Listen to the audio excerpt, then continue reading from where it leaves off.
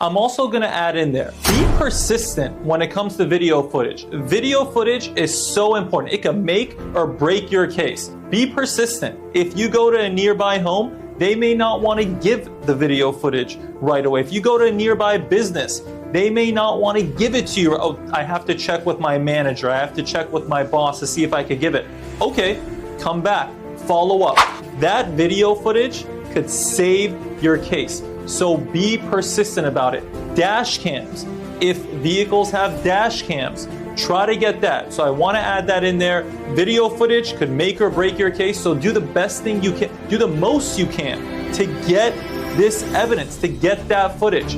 A lawyer, what we typically do in our office, if it's a nearby business or a home, we immediately send a letter to that business telling them, hey, we know there's video footage that you guys captured.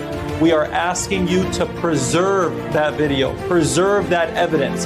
So they're put on notice not to get rid of it or re-record on that video footage. We do that, the good law officers do that, but if you're gathering your own evidence, be persistent about everything, including the video footage.